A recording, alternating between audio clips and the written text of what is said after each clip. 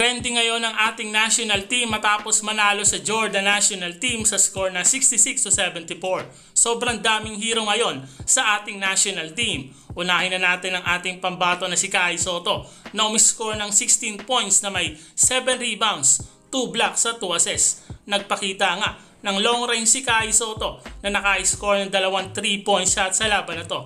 Meron ding isang monster dunk galing sa sablay ni CJ Perez. At trending din si Kai Sotto sa FIBA na binigyan pa ng special highlights sa kakatapos lang na laban. Ibang klase ba naman ang ginawa ni Kai ngayon na kapag nabigyan ng play at minuto ay talagang tutulong sa ating national team. Si Kai Sotto ang may pinakamaraming puntos na nagawa sa ating national team. Pangalawang hero sa ating Gilas Pilipinas ay si Scottie Thompson na umiscore ng 8 points at ang pinakamalupit pa ay kumuha ng pinakamaraming rebounds sa Gilas na merong 13 rebounds at meron pang 8 assists. Mamaw talaga si Scottie na ipinakita na karapat dapat siyang mapasama sa ating national team.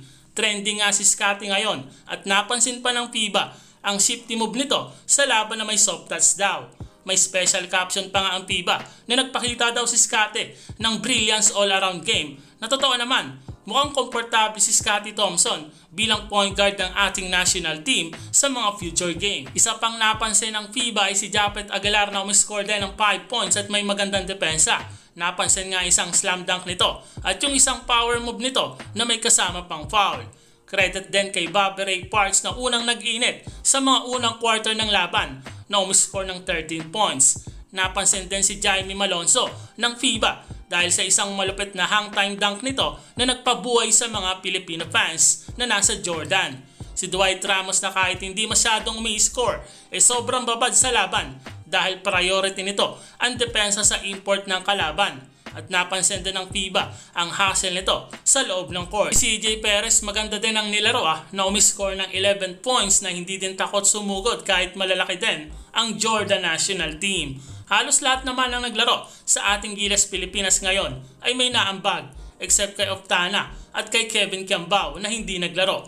Isang magandang mensaheng panalo nga ang nagawa ng ating Gilas Pilipinas ngayon sa mga Filipino fans. At sa Saudi, dahil susunod nila makakalaban ng Saudi na tinalo ang India sa kakatapos lang din nila na laban. Job well done din para kay Coach Shot na head coach ng ating national team at sa mga coaching staff dahil kahit kulang sa ensayo ay naipanalo nila ang laban. Abangan natin ang susunod na game ng ating national team kontra sa Saudi Arabia sa November 14 at suportahan pa rin natin sila.